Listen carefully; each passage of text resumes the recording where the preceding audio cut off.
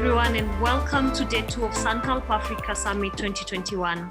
I hope everyone had a fantastic day yesterday learning and networking. My name is Sarah McKenna, a management consultant with Intellecap, joining you from Nairobi, Kenya. Yesterday was a very successful day. We had over 700 participants in the summit and 1,400 meeting requests set, and 13 meetings on average per person. For sure, we all need to give ourselves a pat on the back because we are doing very well in this summit, and it's promising to be the most successful virtual summit yet. So for those who are joining us for the first time today, we have our networking platform umbrella. Make use of the platform and set meetings and go even to the exhibition booths that we have for you to interact with the enterprises and our partners at the exhibition space. Today, SunCalp is going to be about women. SunCalp is an initiative led by women. My colleagues Ariel in Kenya and Uvashi in India, and they strive to ensure a strong focus on women throughout SunCalp. A few SunCalps back, we started a tradition of focusing the day 2 on SunCalp on women, and today is the second day of SunCalp. So we will be focusing on women. We continue this tradition today by featuring inspirational coming from women change makers from across the continent. Today, you'll see sessions in the gender focused on the gender lens investing. One of our newer traditions, the SunCalp's Female Founders Deal Room, which will be a very exciting one, which intends to give a platform for high quality women entrepreneurs to connect directly with investors. For all the ladies out there, don't miss out our regular Women at SunCalp networking session this evening, which is happening at 7 p.m. East Africa time and 5 p.m. West Africa time. At this point, I'll want to welcome a woman, Pauline Gadhanga, who is the Community Outreach Program Manager for the Kenya Women and Children's Wellness Center. The organization is geared towards improving the lives of women, girls, children, and families. She has over 10 years work experience in gender, women economic empowerment, child protection, sexual and reproductive health rights, national policy formulation, and gender mainstreaming. Welcome, Pauline. Thank you, Sarah, and good morning all.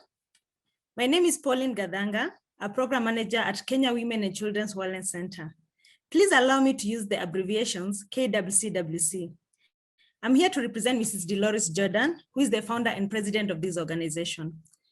KWCWC is geared towards improving the lives of families through community outreach programs and expansion of healthcare services in Kenya and East Africa.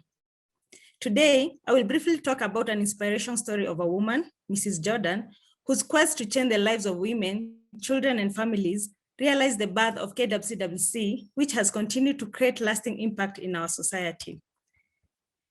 In the last few years, KWCWC has made tremendous progress in empowering women economically and created programs for prevention, response, and referrals of gender-based violence cases, among others. However, amidst these great achievements, we cannot be blind to the fact that women still face major challenges which hinder their progress, ranging from harmful cultural practices, limited education attainment, discriminatory policies, challenges in accessing quality healthcare, gender stereotyping, among others. Small changes and small steps can create massive impacts. Mrs. Jordan partnered with other like-minded individuals to put up a state-of-art healthcare facility in Nairobi, whose programming shares a common goal to serve the health and wellness of the community. Among other units, KWCWC will house a gender-based violence recovery center, which will offer treatment and psychosocial support to the gender-based violence survivors. KWCWC will also have a research and training institutes, inpatient and outpatient clinics, which will offer the much needed services to the under-resourced in the community. The impact you make today has a rippling effect on every tomorrow. In our current programs, we have had cases of women survivors who have overcome extreme poverty and effects of gender-based violence to win political seats, women who could only afford 1 meal a day, own and run profitable enterprises, and those who have graduated to become paralegals and champions of change. We have also empowered women with disability who have overcome societal discrimination and started businesses that employ hundreds of people. And neither can we forget to mention girls who have been rescued from female genital mutilation and child marriage and managed to successfully graduate with honors. To award and recognize women's achievements, the organization holds annual International Women's Day, which is attended by women from all walks of life, creating a platform for networking and inspiration. Belief in a need to create a lasting positive impact to individuals is what leads Mrs. Jordan in her philanthropic efforts. She came, she saw, and took action. Much is still needed to be done, and we all have great potentials within us. The question is, what can we do to change lives? Ladies and gentlemen, I wish you fruitful deliberations. Thank you. Thank you, Pauline, for those remarks, and for sure you're doing some really good work at KWCWC. And at this point, as we continue focusing on women, I look at myself. I'm born in a family of women, the fourth of 6 siblings, and I tend to call ourselves 6 strong women. So today, as we focus on the woman, I'm very elated, and I'm looking forward to the engagements and the continued empowerment of women. Our speaker today morning is one that reminds me of the importance of continued support to the growth of the woman, and especially women in Africa. In the year of Jubilee since the Belgian conference, we celebrate the far we've come as women. Josina Machel is a long-standing human rights defender. As a daughter of Grassa and Samora Machel, the stepdaughter of Nelson Mandela, she was born into the legacy of activism and is a fearlessly passionate in her life's calling to advancing women's rights. Join me to welcome Josina. Welcome, Josina. Good morning, good early morning to everybody who's joining us today. It's indeed my utmost pleasure to share a bit of my thoughts and hopefully leave you with a few challenges for the rest of the day and the conference. So we are in 2021, and the UN Women have marked the year of 2030 as the year for the expiration of gender inequality. However, studies have showed that at the current rate, we will only achieve that in 2095. Globally, in the past 20 years, there was only an increase in female participation in politics and parliaments of around 11%. But if women comprise just more than half of the world's population, it is neither just or practical to keep women unheard. We need to mobilize all sectors of society to actively promote the emancipation and participation of women, most importantly, by challenging harmful beliefs and attitudes against women. These start with ourselves as well as women, who at times perpetuate various levels of abuse against our very own. We live indeed in very convoluted times. After humankind has overcome several ills, found ways to abolish slavery, destroyed the leaders that caused the Holocaust, genocides, it's actually still unbelievable that women get raped, maimed, harassed, and killed simply for being women. By the end of today, we have statistics that demonstrate that a number of women would have been killed, they would lose their lives, and their last breath would be in the midst of pain and terror.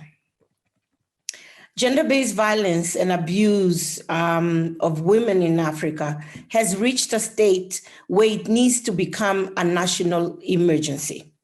Governments need to declare national emergency. We have women, because we have women joining the ranks of survivors, of victims and survivors every day. These women cannot be seen in isolation. These are women raising families, joining the job market, These are wounded people. And how do we raise a country? How do we raise a continent of people who are wounded? We need to compare this crisis with the one that we had a few years ago with the HIV pandemic. This is the kind of crisis which requires us to have multiple interventions, all sectors of government, health, education, finance, social society, civil society structures, and we need to bring in, most importantly, the private sector. If we crunch the numbers, we will realize the impact of the cost of gender-based violence in our economy, and we need to invest in addressing this problem. We need to show through action that this kind of behavior will not be tolerated in all sectors of society. We need to start the process from home to the schools, to universities, to the workplace, places of worship, and back to the home. It needs to be a full cycle of change that needs to occur in the home, in the schooling system, in the workplace. Once again, we need to mobilize all sectors to have a proper response, just like we had a few years ago with HIV. In Africa, the numbers are staggering as a result of social political issues that disrupt the fabric of our society.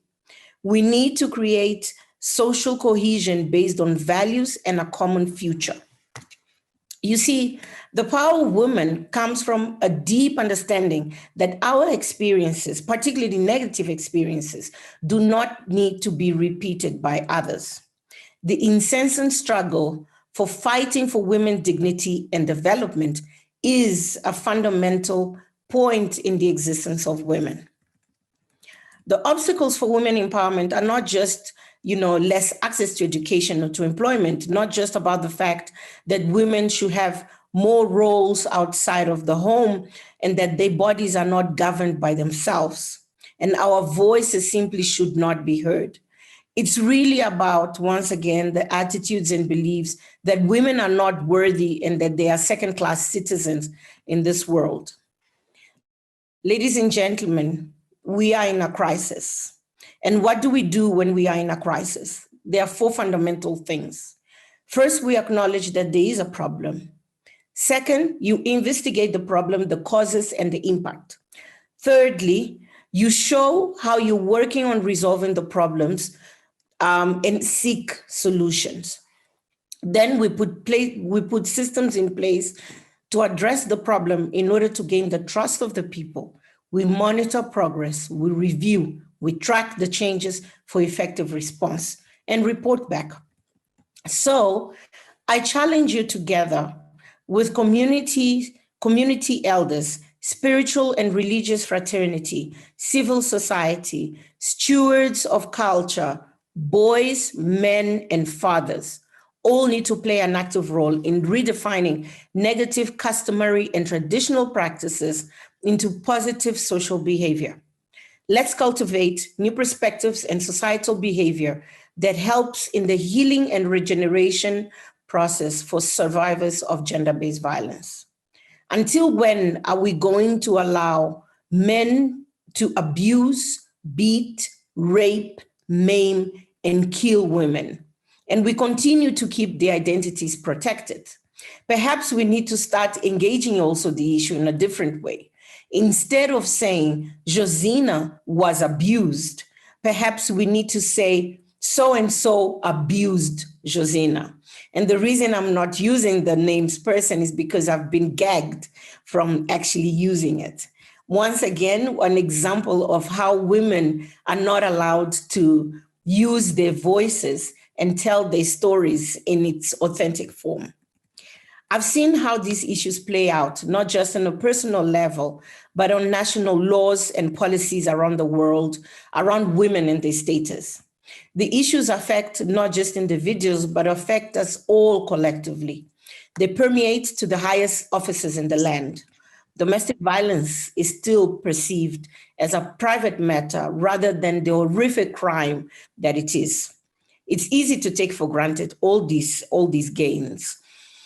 The gains that have been made in legislation are under threat on many sides and under the risk of rolling back if we don't actively protect them and ensure that they enshrine in our daily lives. The gains have been secured through long battles in which many of us have lost blood, limbs, hearts, and sweat. As for me, I will continue to speak out and to tell my story. I will continue to use my voice and my face to help make a difference. In the work that we do at the Kuhluka movement, prevention is key. Ensuring that we advocate for the end of gender-based violence, create awareness to eradicate violence against women, and to find resources to fight it. However, our raison d'etre is to mitigate the impact of this pandemic on survivors of violence, to give them new hope, and to give them new hope. Most importantly, to provide safe spaces where women who are wounded can be validated, taken care of in safe spaces, they can heal, get their dignity back, and be regenerated. Together with you, we want to stop this human rights violation of one group of people by another. Ladies, as we leave this place and this conference today, make your business, please, to do a few things, whether small or big. Feel free to tweet, post a message on Facebook, Instagram, WeChat, and other social platforms. Support a shelter of survivors of gender-based violence. Lend a ear to listen, to encourage someone and give hope.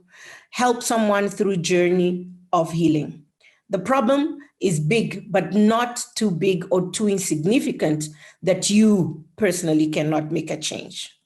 But I dare you, don't just sit and do nothing, because we have a generation of young women coming up, and it's your responsibility and mine today to make sure that tomorrow they are protected against gender-based violence. United, we will stand and we will defeat this battle. Thank you. Thank you very much, Josina, for those remarks. I literally just have no words to even thank you for reminding us the truths that we need to know, to keep at the top of our minds. And for sure, we need to remember and to support women who've been victims of gender-based violence.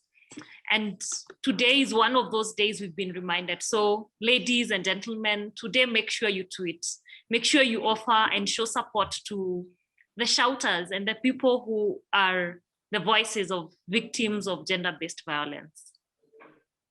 And at this point, I'll want to welcome our next moderator, who is a seasoned multidisciplinary communications director with over 15 years of experience working with diverse groups of government, private sector organizations around the world. A well-traveled professional, she specializes in emerging and emerged markets. She has worked in international media, communications, public relations in over 30 countries all over the world. Welcome, Oni. Good morning, everybody. Thank you very much for that introduction. I think we're on live already, right? I believe we are. Okay, so I'm really grateful and happy and honored to be on this panel and this conference. And when we're talking about stories of women in leadership, stories of women in inclusion, and we've got some amazing women on the lineup. And the whole idea really is, to act as a conduit for women of color and African women as well, to communicate our stories, our fuller stories, in all its variances as well. And that's the whole vision of what we do, at Global Good Media and with Rising Women Africa. I want to start off with saying it's such an honor to be on the same panel with Fade, and same panel as well with Pauline and Josina as well. And before we start, I think the main topic, we had a few topics that we want to discuss, especially on leadership. And women in leadership. And so I was thinking about it, and I asked myself, well, lately we've been having conversations about diversity, having conversations about inclusion. It's now the new tag word. And I asked myself, what does inclusion mean, for, our African women, right? What does it mean for an African woman, inclusion in family, right? From the grassroots, inclusion in education, inclusion in society, inclusion in culture, and mind change first before anything else, right? Before we even have a conversation about leadership or our involvement in leadership, our role in leadership on the continent, let's start off with inclusion within our family, a nuclear family first in ourselves, and how on our role as women and as young girls on the continent. And that's the main conversation and theme for today. Thank you. And so with that in mind, I want to go into our panel, one of our speakers, Fade, and introduce her as well, and then get started on having a conversation, on inclusion and on leadership role as well. Thank you. Thank you so much, Oni, and it's such a pleasure and an honor to be amongst such esteemed, strong women and to be invited to be on this panel. So thank you, everyone. And just as Oni was saying, I'll introduce myself briefly. My name is Fade Ogunro, and I am the CEO and founder of Africa.com. I have a background in media. I actually started professionally working for Google in the UK. I studied journalism and Spanish. I'm multilingual, and I moved back to Nigeria. I was born in Nigeria, left here when I was about 7, and I moved back about 10 years ago. So there was a bit of a culture clash, a bit of an operations-wise as well, coming from a structured organization such as Google and then trying to get into entrepreneurship. It was a very big battle, an uphill battle to face, especially with the lens of misogyny that I wasn't really as used to, wasn't as prevalent in the UK. So I had a lot of issues there, which we can get into later on. But now I run a company called Bookings Africa, and we are the first Pan-African online marketplace that connects service providers to clients globally. So in a nutshell, I would say we are the equivalent of Upwork for Africa. However, we specialize in informal jobs that is quite common to the African woman and man, such as whether it's a videographer, a dancer, a cook, a model, a makeup artist, a hairstylist, a barber.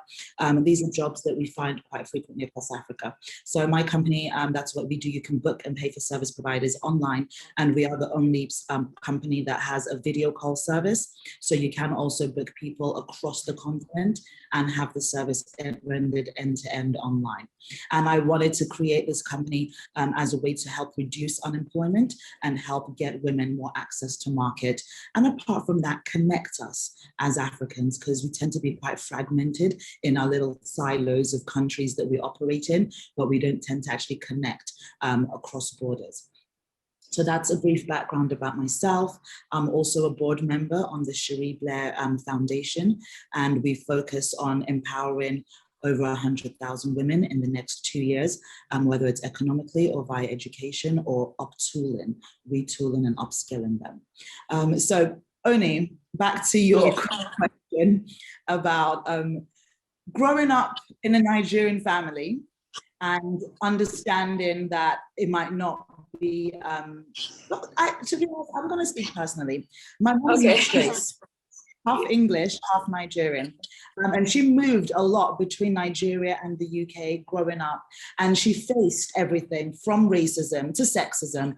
And luckily, she almost rebelled and said she's not going to teach her kids or differentiate any of her kids, actually. So I never grew up with a gender lens or even a race lens in any of the countries. I never thought that because I'm a woman, I'm not going to have opportunities, or because I'm Black, I'm not going to have opportunities. My mom just did not allow us. She protected us from that. And I think that's actually the mindset, the foundation that spurred me on to believe entrepreneurship should be a breeze. It's easy. If Mark Zuckerberg can do it and Jeff Bezos can do it and Oprah can do it, and I'm seeing people all over the world, why can't I do it? So what if I'm Nigerian? So what if I'm a woman? So what if I'm Black?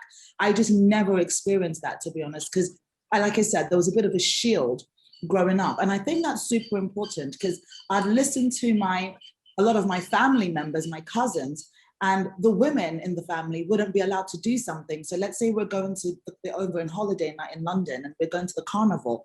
I'm going to tell my mom, oh yeah, we're going to the carnival and I'm going with my friends. And I call up my cousins and say, let's go to the carnival. My male cousins can come, my female cousins can't come along. Why? Because they're girls. And I just didn't understand. I was like, so why is it that her younger brother can go, but the older girl can't? Oh, it's not right. Women can't go out. They can't. And I just thought, you guys are just, maybe, I just thought it was their family. I was just like, maybe you're just a little bit weird.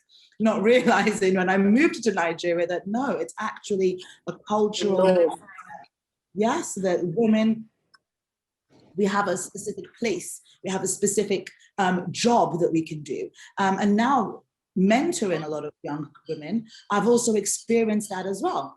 A lot of women, a lot of young girls from their homes already have an outline of the sort of subjects they can even study. So if you want to, because obviously being in tech, you've got computer science or engineering, and they're like, oh, no, that's a guy's subject. I'm like, God doesn't bless people based on your gender. You have amazing chefs that are men. You have amazing makeup artists that are men. You should have amazing engineers that are women. He's not going to just say, only you as a man can do this and only women can. So I just don't understand why, as culturally, we haven't evolved. With technology, we're adapting technology. We want to go to the moon. We want to do all this. But yet, something as simple as having a woman study a certain subject is taboo. And I do have a big problem with that. And I think that, like you said, before we get into leadership, women have to be seen as leaders in their own homes. They have to be given that platform, that your voice is valid, that whatever experience or whatever trajectory you choose for your life, we should have that support at home. The moment we start facing barriers because of our gender in the home, we're going to translate that and we're going to transmit that throughout our lives, because what you learn, if anybody studies psychology, generally what you learn before the age of 8 and whatever influence you have before the age of 8 informs a lot of your decisions for the rest of your life. So before that crucial age, in the developmental stage of children, especially young girls in the home, we need to let them and empower them to say, whatever vision you have for yourself, whatever choice you have for yourself, you can do it. You are simply a human being first. And whatever thoughts, whatever dreams you have, they are completely valid. And that's my little 2 cents on trying to change the mindset, cultural mindset, starting from the home.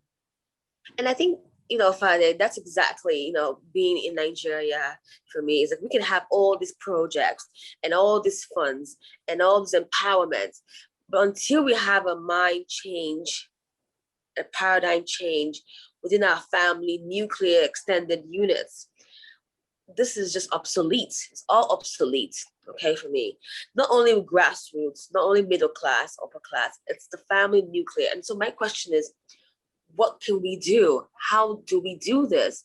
And it has to come from us, we African women as well, and our African men. It cannot be external, It has to come from us. So I'm still, confused. I'm still asking myself this question of what can I do to change our young girls' mindsets, and to change our family mindsets from my perspective, from my job. And I'm asking you as well. And then these steps, how can we start? It's a big worrisome issue for me, to be honest. would say I can only advise from what my mum did, which I think was brilliant.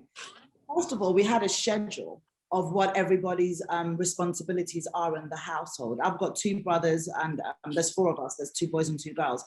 And literally it was on rotation. So if I'm cooking on Monday, my brother's cooking on Tuesday. If I'm cleaning on Wednesday, my brother's cleaning on Thursday. So there was, first of all, there was equality in the household. There was nothing that my brother could do that I didn't think I could do. And in the UK, my mom is very big on renovation. So everybody you've got a wallpaper, you've got to paint, you've got to change the tiles, you've got to, It doesn't matter what gender you are. The only thing that I didn't do was gardening because I'm allergic to pollen. Apart from that, there's nothing in the household. So if you ask me to literally build a house, I can do it because my brother was doing it and we all had to chip in. So I think, first of all, in the household, we all have to be seen as equals. And then, like I said, from as the developmental stage, once in the household, whether it's your brother, your sister, you believe in equality and you're treated as an equal, your opinions are valid, your experiences as siblings are similar, and there's no prejudice, you'll take that mindset moving out of the household and then expecting more. Because I didn't even see, well, of course, in the UK, it's not as prevalent as in Nigeria. But in the UK, I didn't even have that mindset that, oh, because I'm Black or because I'm a woman, I'm not going to have these opportunities. My mom she enforced us to be extremely solution oriented. So even if that my sex was a problem, my gender was a problem, I'd still figure out, okay, well, it can't be impossible. So can I be that first woman to break the barrier? Let me do something that somebody else hasn't done. And being able to be empowered at home because I was given that flexibility and that freedom to be able to show and experience whatever I believe is my truth is, it was easy for me to adopt that personality and perseverance and take it through into the professional world and even studying in school. I never thought, oh, because I'm a girl, I should only do this subject or I should only do that subject. That just never was even, it never even came across my mind because I know like my parents just did not even allow us to think that way. It was like, so what, you're a woman? Do you think God just only wants female pilots or only God wants male drivers or only God wants male engineers? How dare you belittle God's omnipresence and what he can do? So because my parents are quite religious as well, and I'm sure a lot of Nigerian parents are, everything, but they were very like, God is equal. So we're gonna do that as well. And we're not just gonna say, because you're a woman, you've only got access to this. So I think embedding that in a very young age is really empowering. And I think those are the practical steps that we can take as women, of course, raising a family. I think we need to be very intentional about being as equal opportunity and as possible. I think that for me is the first step. First step, excellent. I think we have Malens on board as well right now. Malens, are you there? Yes, I am. Hi. How Good are morning. you? Good afternoon. Good afternoon. I spoke with you a few days ago, about these topics, and I want to say, Malens is, just a quick introduction, a Sierra Leonean German philanthropic entrepreneur, multifaceted, founder, creative director of the Freetown-based collection, Full of Run Show, which is a charity that she initiated with street kids in Sierra Leone, and now currently working on several projects as well. And I think going between Indonesia and Giza and Sierra Leone and Germany. And, welcome, Malens. It's always an honor and a pleasure and just lots of love, and energy I've shared with you. And so I want to say welcome and thank you, for getting on board this conversation. Thank you for having me. So, we spoke a few days ago about this idea of inclusion. You made a comment and about shifting the economy, and you made a comment about money. You made a comment about a matter of power, and how we have to be holistic and collective, okay, when we're looking at inclusion, and when we're looking at leadership roles for women on the continent. Can we expand more on that? Because it really touched a nerve on me. And how are we able to have these, these ideas, or what are your thoughts? We can expand a bit more on that. I definitely believe that you eliminate things such as sexism, racism, and violence, gender-based violence, a very important topic, because that's the true virus of our generation, or it has been. But I would say our generation is the generation of open wounds, where we actually have platforms to, like these, for instance, today, to talk about it, because it happened to our mothers, grandmothers, and so forth. Right. But to truly change and shift something, I would say things like sexism, racism, gender-based violence will stop the moment that power has shifted. And how does power shift? Power flows where money goes, or power goes where money flows. It's that simple. An empowered woman, it's very difficult to oppress her. And I agree with Fadé, it definitely starts in the home. But what happens once you step out into the real world, right? You were empowered at home, and then you come to Microsoft, experience misogyny, sexism in the workplace. Why? Because you're working for someone. If you were your own boss, that would not happen. As long as you have to collect a paycheck from someone, you will put up with things because you depend on the hand that feeds you.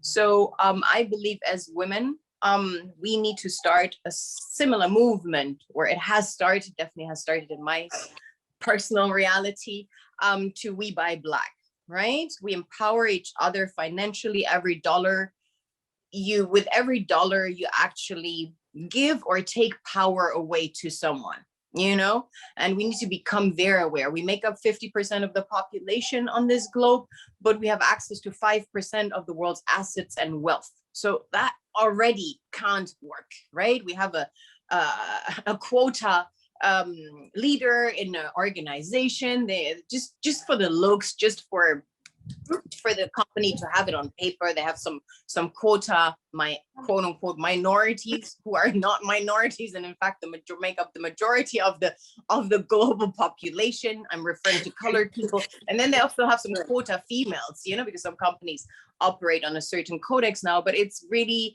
more like for the looks, and I'm a bit sick and tired of doing things for rhetoric and looks and da da da da da. The moment we have money, because all the companies that I run, guess what won't happen to me? Gender-based violence, misogyny. The men are on my payroll. I call the shots. I introduce things for women on their period. They don't have to work. All of these things, and I inspire other female CEOs to center women, to center female needs, to even the playing field, because obviously when I give preferential status to women, and I do that because we have such a huge imbalance in the world, so I need to give preferential status where I see inequality. I enjoy working with men for certain things. I will definitely need to hire men, but generally speaking, wherever I can hire a woman over a man anytime, I will do that, because there's so much work to do that we can collectively even out the playing field. And then we will have different conversations. Then we no longer will beg for, let's say, justice when a woman was raped. Now it's like, oh, donate to a shelter, which I think is a great thing. I do that with a portion of my product. Yes, absolutely, for now. But the fact that we are having these conversations, that there need to be safe houses for women because they're not safe in their own home in 2021. We're not in the 1900s or 1800s where women like myself or yourself were burnt for being who you are. No other reason but that, the fact that we are having these conversations and still begging for justice that isn't served. In Nigeria, just a couple of hundred girls were kidnapped. Nobody really makes it paramount news. I see Nigerian kids flashing their jets, flashing their this. It's somehow not paramount enough for them to say, hey, we're coming together to eradicate this, to fight against this, to be actively outspoken against it. It's almost like, okay, this is what it is, and that's where I feel culture comes in. Yes, in the home, but culture alone won't change things. The money, unfortunately, is always what talks globally. across all societies, across all educational backgrounds, money equally talks. Unfortunately, we're in a society where that is the real God. Let's be very honest. You can be as Christian or as this or that religion you want. The real God across the globe is money. Yeah, we get up for it. We go to sleep for it. We stay up for it. We slave for it. That's the real God. And as long as money is the real God, that God dictates who has a say. So I feel as women, we have to think economically. How do we empower another woman with her monetarily? You know, like if I now seek out to hire a service, where do I go? I seek out a female because I can communicate with them better. Boom. But I also shift money there, where conventionally it would go into the hands of a man, you know, and through platforms, what Fadi was mentioning. Now I have choices across the globe, you know, can hire a woman in Pakistan, I can hire a woman in India, in Indonesia, in Africa. They're so highly educated, you know, and the only people that will give them the same fair chance are us.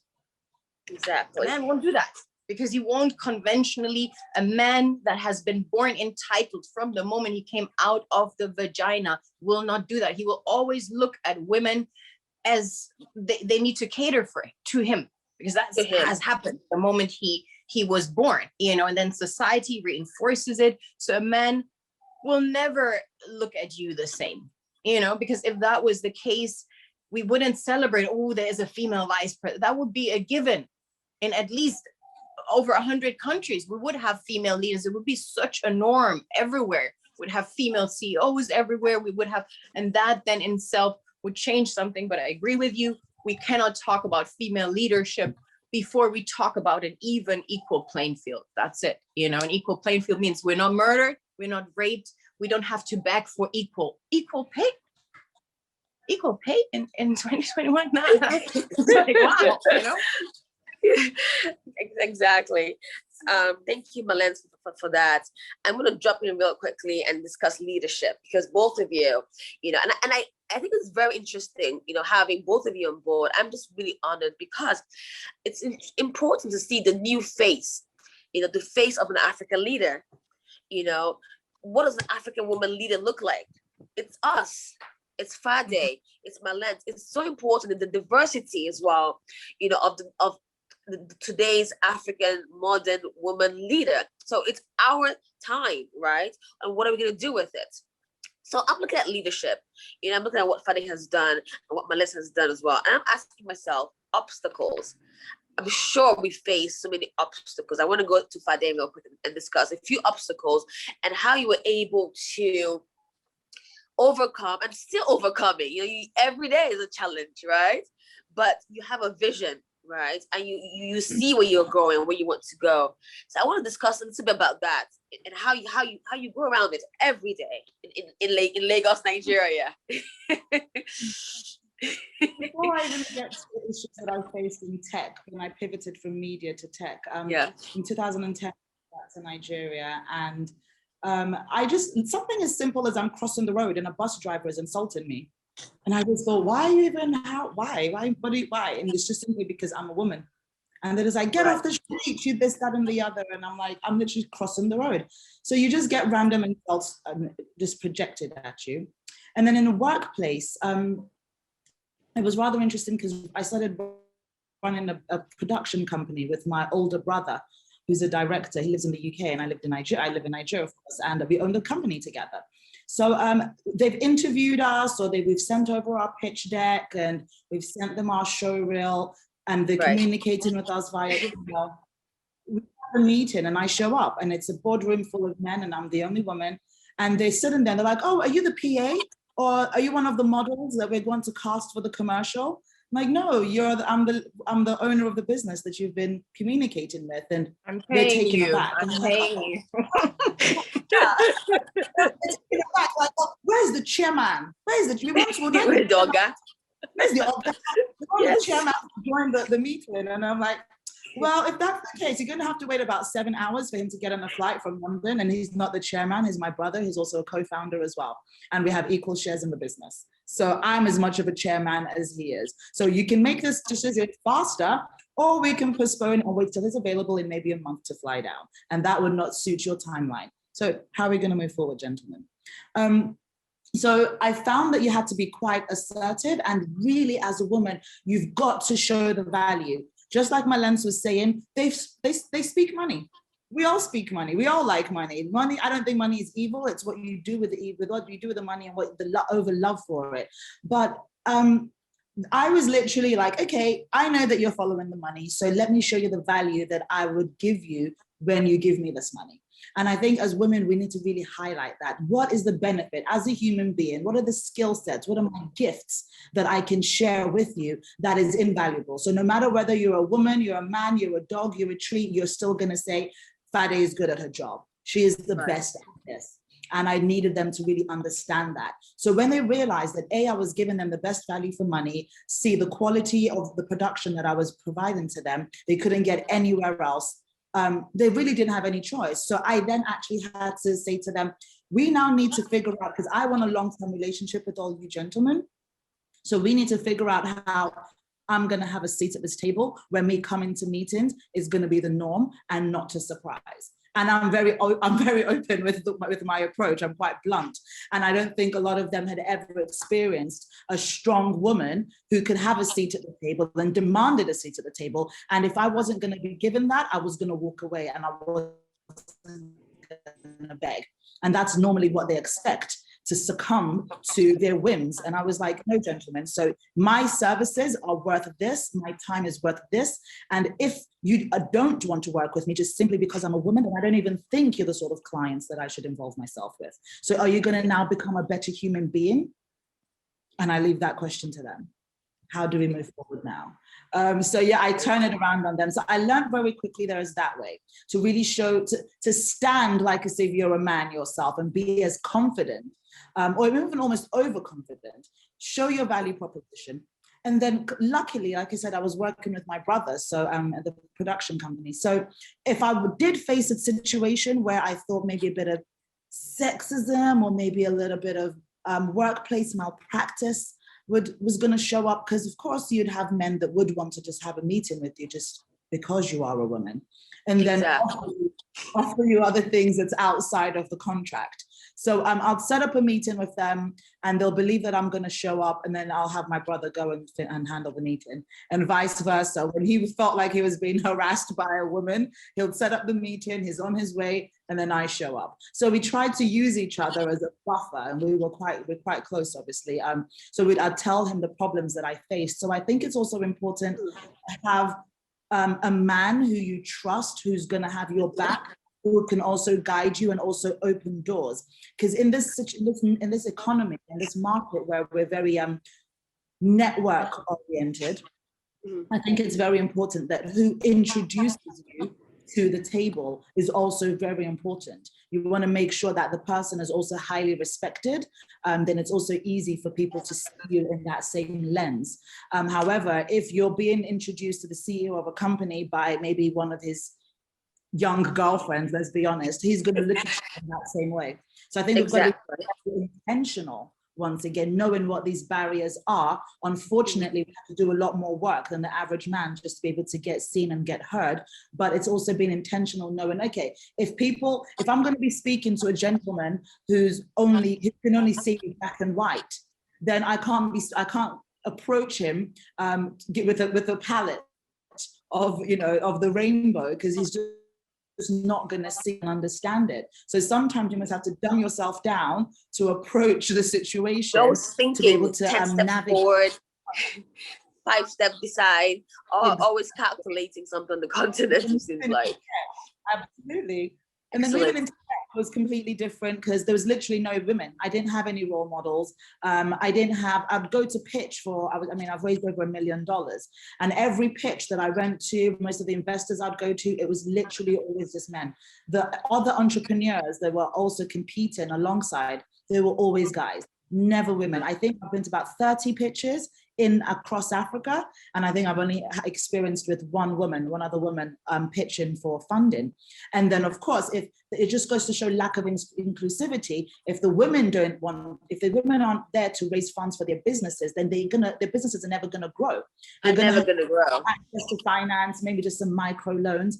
And also there's a mindset that, a woman shouldn't even run a business. What are you going to do with $1 million? only, I guess, is it only men that should have money? I really don't understand that mindset. So, and then even the men that I'm pitching to, they're all guys as well. So I found that I had to navigate how I approached my pitch. I'd had to speak to them in a way that it would resonate. So if I'm trying to raise money, I would say to them, have you traveled for business to Ghana or Kenya and needed a haircut from a barber? Where do you go to book that right now? But normally, originally when I started pitching, I was like, oh, we need a makeup artist, you need a photographer. They don't need these things. They're not as vain as we are. It's not as important to them. But I had to start speaking in their language and experiences that they will resonate. And then I started seeing a more positive response. Once again, your eye trace, you learn, and you're intentional. Like, who am I speaking to? What? Okay, so I'm going to go really quickly into one of my, favorite women on the continent. I'm going to go into, I think Miss Josina Michelle is on as well. Hi, Josina. Are you here? Hi, Oni. Hi, welcome back again. I'm going to do a quick introduction for Miss Josina, who is a women's rights activist from Mozambique, woman rights defender, founded the Kuluka movement, which is a Pan-African non-governmental organization working to end gender-based violence. You've been very active and very vocal, and we thank you, and we thank you again for your time on this panel. We were just discussing and talking about inclusion. Welcome back, Josina. Thank you. Great. I just want to, I know. Thank you. Before we wrap up, before we wrap up, we've got about 10 more minutes left. I wanted to kind of close out with you and in discussing, leadership, and the role of women, in leadership in Africa, going henceforth. What can we do? What should we do? And how do we go about this? I think the most important thing is actually for women to realize their worth. And after realizing their worth is knowing that we will only really progress if we work hand in hand with each other. So whenever you want to start a business, an enterprise, an organization, find like-minded women, bring them together and make the movement stronger. And that will be the way in which we capacitate. We bring in young women, we bring older women who have expertise, but it's always making the conscious choice to employ, to empower, and to give platforms to other women. Unfortunately, I don't think the men would like, the men who are listening to this won't like it, but there is what we know, there is what is known as the men's club. I haven't heard of many women's clubs that are doing this, you see, that create that mentality of group need and the need to forge our way. But listen, the future is female. There is no way we can avoid that. It might take longer perhaps than what is intended, but the future is female. And we need to continue ensuring that it is so by transferal of knowledge, and giving opportunity to others. And of course, we have the tendency to talk about only leadership when we look at positions of power, for example, being in the business sector or in the political sector. But listen, there is leadership also in our communities. Leadership starts at home, even by the fact that a woman has to decide what will be eaten in the house, how the kids are going to be educated, and so on. And these are these are the synergies that we have to build, take into consideration, and ensure that we multiply more and more of the faces of leadership at various levels. Excellent. And this is exactly, I'm going to go back to my lens. We're going to close out. I think we've got 5 minutes left. And this is when we first started talking about inclusion. Malens, definitely discussed money and discussed how we have to create, you know, our own platforms. So I want to go back to Malens to kind of close out.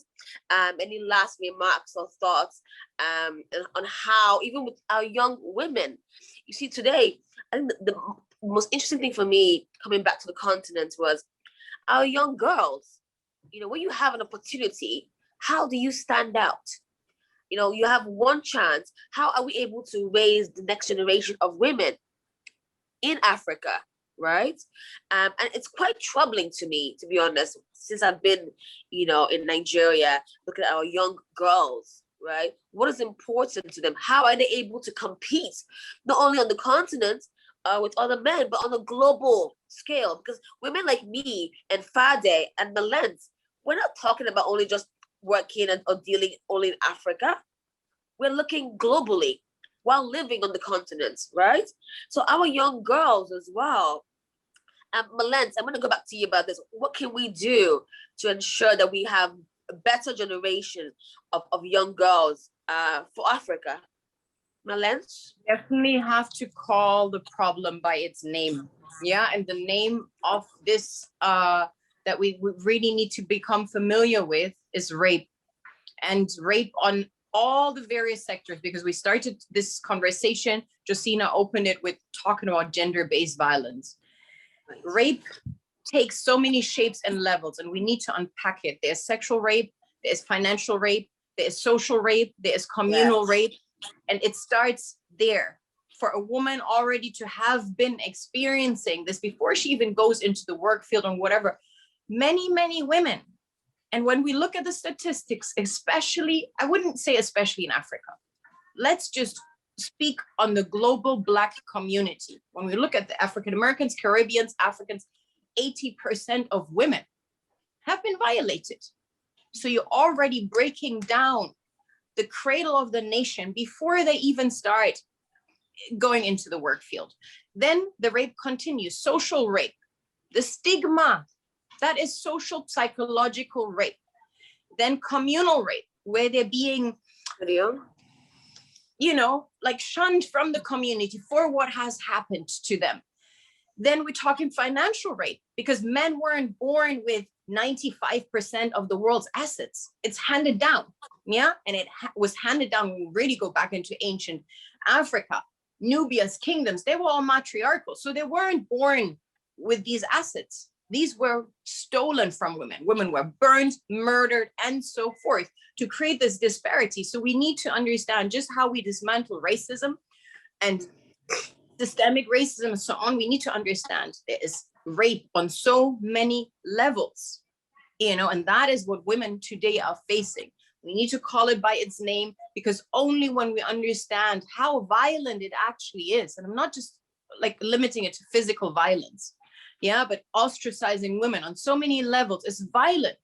It's extremely violent for you to feel uncomfortable to go to your workplace because you're being harassed sexually, and for men to know that that is okay. And then there's the judicial rape afterwards in the legal system, where the judge is paid in Africa, in South Africa, where the attorneys are paid, where women are harassed. That again is rape.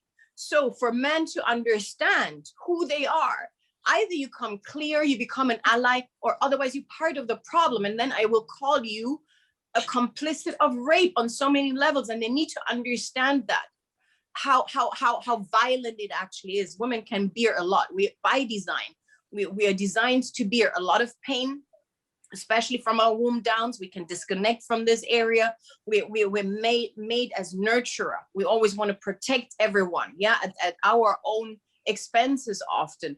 So that is often used against us, but we really need to call it by its name in order for men to really understand you need to take a stand, or you're part of the problem of this global rape that is going on. It is rape on so many levels. Rape isn't just you were dragged down by a stranger in an alleyway. No, it happens in the homes, it happens in the schools, it happens in the churches, it happens economically at the workplace, it happens psychologically, it happens in the educational sectors, in the schools, in the universities. From sexual rape to psychological rape to economical rape, social rape, it happens everywhere. So we need to address it. We need to call it by its name, because then we can't dismantle it. We need to understand how severe it is before we can dismantle it. Thank you, Malins. I'm going to go back to Josina. If you have any last remarks or thoughts on what Malins just talked about now, because we did discuss earlier a few months ago, Josina, about abuse. And as you told me, it wasn't only just physical abuse, it was a mental abuse, financial abuse. I remember a few months ago when we interviewed you, Josina, you had the same comments and thoughts as well. Yes, I think Melissa just made a very good point about rape and abuse and where it starts, and the fact that it is really a cycle. There are very few women in this world today who do not experience some kind of abuse in their lifetime. Luckily for some, it may not be the physical abuse or emotional, but then there's the financial, which of course has repercussions emotionally and so on. But I think it was really very well put when you say it's emotional, it's financial, it's societal, it's communal. And that is how we need to understand, that we all have a role to play. And either we being victims and survivors and struggling and fighting against it, or it's what normally I call the accomplices, the ones that stand in the fence, that choose not to do anything, but that they still perpetuate the problem by not doing anything. And of course, then there's the side of those that are fighting against it. And so the choice for many of us, and it's not just on issues of gender-based violence, it's on climate change, it's on women's empowerment, on education, and so on entrepreneurship. We have to take a stand. We cannot afford to actually be a bystander and saying that does not touch me, because humanity is so connected. We are so connected that whatever is not done or it's done against us will still have an impact. So we need to all become soldiers, let's say, of life, and choose our battles and fight, to the end, and say that I have contributed, I have done my share, and I have pushed the barrier a bit further for women and for humankind. Thank you very much, Madam Josina, for that comment. On a closing note, I could talk all day with you guys, but we're closing out this conversation, and I just want to touch again on inclusion from the family units. It's one thing. Money, we have to start sharing, having platforms. We have to be part of that money game. That's where the power comes as well. And last but not least, we have to recognize what it is as well when it comes to abuse, physically, mentally, emotionally, within our culture, within our religion, and within our continent, and see for what it is before we can even move forward. And so with that, I want to say, even despite all of these issues and challenges, obstacles, I think that the African woman is still rising. Here we are, all of us, all beautiful, all strong, all pushing forward. From Fade to Malens to Madame Josina as well, and myself. And so I want to thank you all this early morning on our side, Fade and Josina. Malens just left. Thank you very much for your time and attention. And I know that we'll all connect somehow and continue to connect somehow in the future ahead. Mm-hmm. Thank you, ladies, and have a lovely day and a great week ahead. Bye-bye. Thank you. Thank you. Thank you. Thank you, ladies, for that amazing session. It's difficult to speak after you have. And Fade, I think I'll be looking for you soon. We need to construct a house. Your mother must have had a conversation with mine. So I will be looking for you soon. We might go into construction. So for sure, the African woman is rising. And we are going to change the narrative. And this was not just a discussion. It was the start of something that we need to continue as women, and even the men who are here today.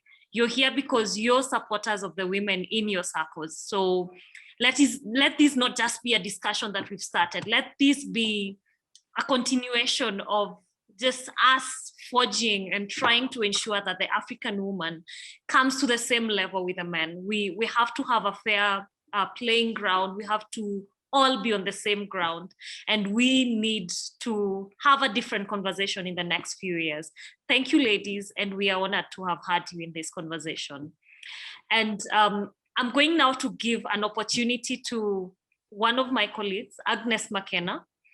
I want her to now fit into the shoes of the women who've spoken before, as she comes and launches a report she's been working on for the last few months with IDRC. Welcome, Agnes. Thank you so much, Sarah. I think it's going to be very, very hard to follow suit after that amazing conversation. But I hope I'll be able to still keep the energy going even with this report launch. So hello, everyone. It's a pleasure for me to be here. And thank you so much for joining us for this launch. 2 years ago, we at Intellicap received gracious support from the International Development Research Center, IDRC, to conduct a multi-country research aimed at identifying ways and means to mainstream gender lens investing in developing countries. As part of this research, we conducted an in-depth assessment of women-led enterprises in the Global South by interviewing 200+ women founders in Rwanda and Kenya for East Africa, as well as India and Indonesia in South and Southeast Asia. We wanted to understand the nature of businesses that women participate in and the gender-specific issues they face that prevent them from accessing capital and in continued economic participation to be able to scale these businesses. Borrowing from these insights, we then created a financial toolkit to guide investors and funders in catalyzing the flow of capital to women entrepreneurs. We launched this report titled Mainstreaming GLI, an assessment of women-owned enterprises in developing countries at last year's Sankalp. And further to enhancing women's economic participation, in order to truly achieve gender equality, women also need access to critical products and services that improve their lives both socially and economically. We recently concluded the research that we were conducting focused on this by conducting an assessment of women enabling enterprises across 4 countries. By women enabling businesses, which we focused on this leg of the research, we mean those that create livelihood opportunities for women where few or none existed, and those that provide critical goods and services to improve the lives of women and girls. The intent for this research was to showcase the impact that such businesses create for the women they engage as customers, supply chain partners, and employees. Through this part of the research, we wish to bring into focus the opportunity for GLI to look beyond women entrepreneurs and support such businesses as well. We would like to, therefore, profusely thank the IDRC for their kind support towards this research, which in addition to closing some of the knowledge gaps in the sector, has inspired more action towards mainstreaming GLI. We also would like to thank other stakeholders working within the sector for the amazing groundbreaking work that they have done before us, providing us the foundation to continue to build on further and advance the sector. We also would like to thank all the businesses and entrepreneurs who shared their time and insights with us and contributed to this research. And so as part of the team working on this research, together with my colleagues Amar Gonkil and Niharika Agarwal, we are excited and proud to announce the launch of the report titled The Potential of GLI to Further Women's Economic and Social Empowerment, an assessment of women-focused businesses in Southeast Asia and East Africa. We welcome everyone to join us today at 3 p.m. During a session where we will be discussing insights from this report further, sharing learnings and other mentioned from the research that we've conducted and learning from other practitioners in the field. The session is going to be titled Stories from the Field, Understanding the Socioeconomic Impact of GLI on Women, and therefore looking forward to carrying this conversation forward. Thank you so much. Back to you, Sarah. Thank you. Thank you, Agnes, for that. And to follow up on that, I'll want to just highlight that we have 2 sessions today that I'd want you not to miss, our participants and everyone in the summit: the Gender Lens Investing session and the Female Founders Deal Room. This is going to be an exciting one. We have the Female Founders Deal Room, unfortunately, is an invites only. So if you had signed up for that, just look out for it. But if you had not, we can have discussions on it and you can get involved in the next Sankalp sessions. At this point, to break the number of women that we've listened to, I want to welcome my colleague Alan to announce the first runners-up for the Sunculp Awards 2021. And just like we said yesterday, the reason why we host Sunculp every year is because of the entrepreneur. We want to keep supporting entrepreneurs. We want to showcase entrepreneurs to investors and support organizations. So at this point, I'm going to welcome Alan to announce the first runners-up for the Sunculp Awards 2021. Welcome, Alan.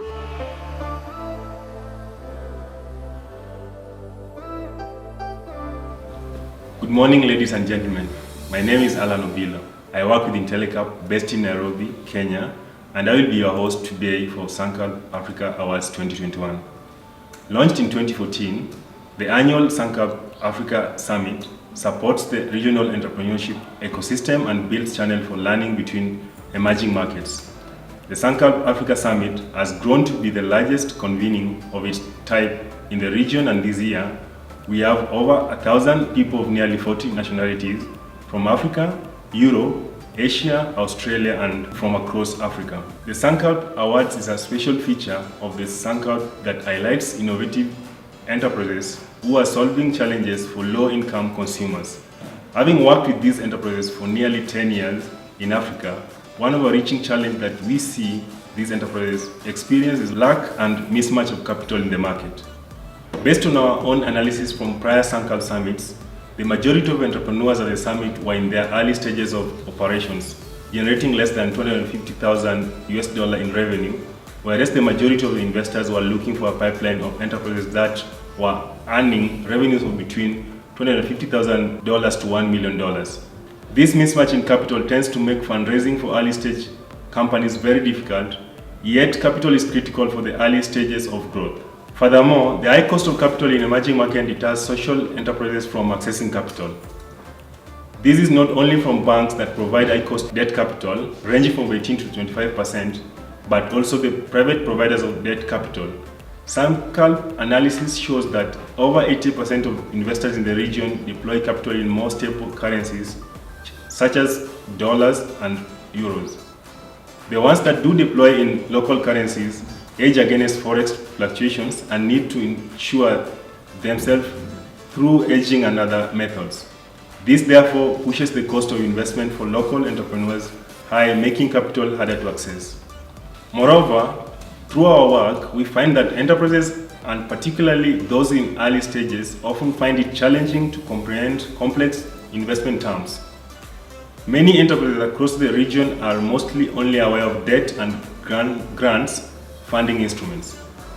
However, they lack an understanding of other instruments such as equity, convertible notes, and mezzanine.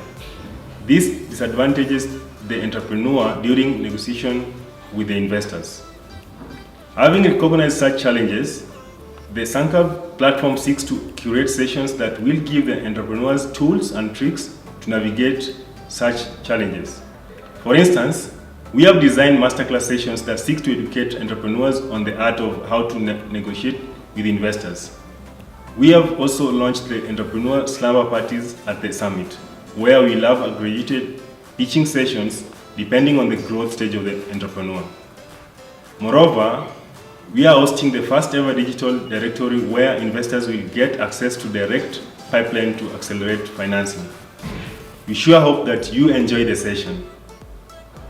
For now, I would like to invite Elizabeth Gikembe from Muhogo Foods, who was one of our winners from the Sunculp Awards 2018, to present the runners-up for this year's awardees.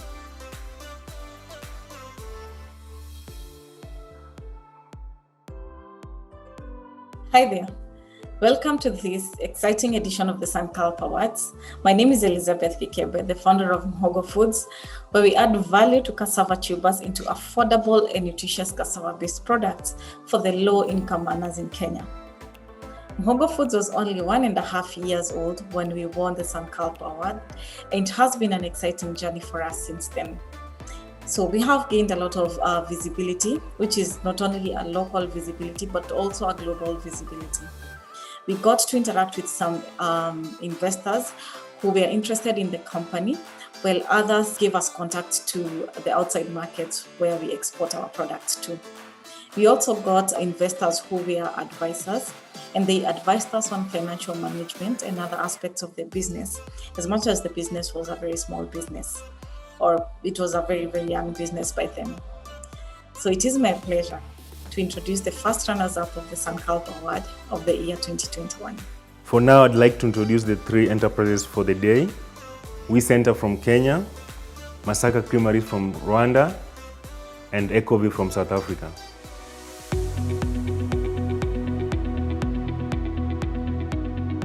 E-waste, otherwise known as electronic waste, is the fastest growing stream of waste. Globally, we are doing 51.3 million tons annually. In Kenya, we are doing slightly over 50,000 tons disposed every year.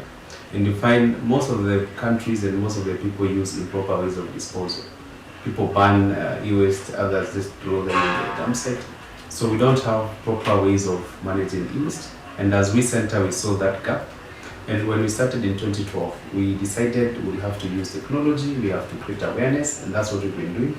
And to date, we've done over 10,000 tons of e-waste that we've safely disposed.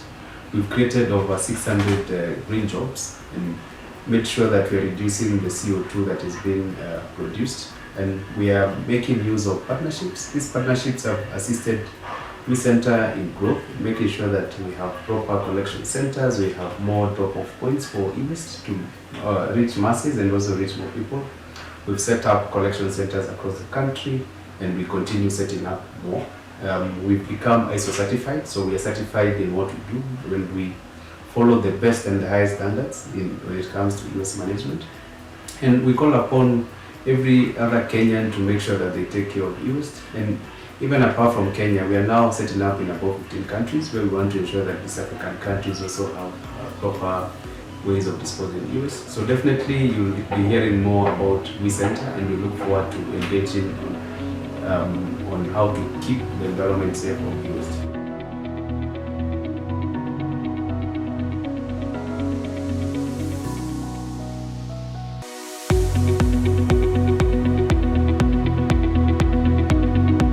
Hi everyone, my name is Julie. I'm the CEO of Masaka Creamery.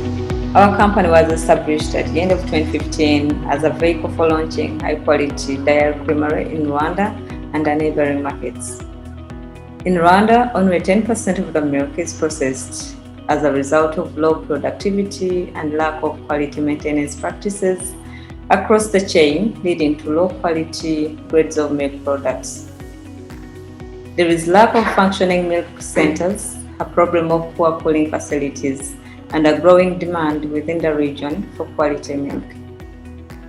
Masaka Creamery Limited tries to solve these challenges through sourcing of milk from smallholder farmers that aggregate the milk at a cooperative certified by the Rwanda Standards Board and the Rwanda Food and Drug Authority, which tests and verifies the quality. We work with over 2,000 local smallholder farmers in the northern province of Rwanda.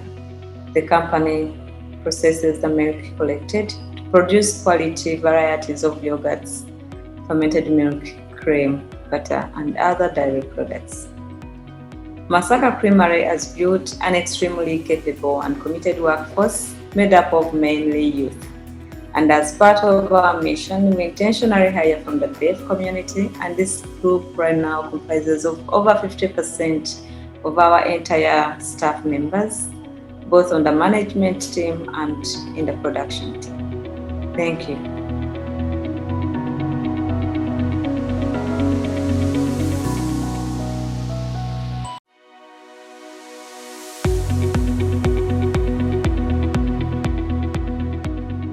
Water shortages and unreliable electricity supply affect commerce, sanitation and health in African cities. Water restrictions and load shedding, a form of power rationing, is negatively affecting millions in South Africa. A 92% reliance on fossil fuels underpins our country's need to adapt the energy mix to sustainably serve its people in the future with renewable resources.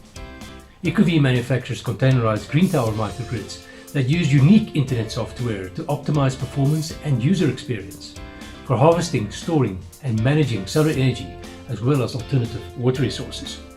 To improve energy, water and health security for communities, such as schools, villages and industries, Green Tower microgrids provide distributed, integrated solar energy generation and boreal water purification with disinfection for drinking and bathing, and bath water treatment for toilet flushing and garden irrigation. With 25 green tower installations, including 134 kilowatts of solar, 300 tons of carbon offset, and 4.9 million liters of water conservation per year, EcoV is driving the change. Congratulations to Center for being the first runners-up for Sankalp Award 2021.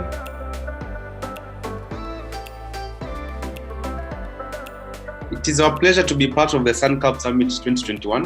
The whole team here at Center would like to thank Sankalp for bestowing upon us this honor today. I would also like to thank everyone who has supported the company, from the management team to its loyal customers, for the last 8 years that we've been in operation. For more information about the Center, please visit the company's virtual booth to interact with me and my team and learn more about the Center and the work that we do in US management. Thank you.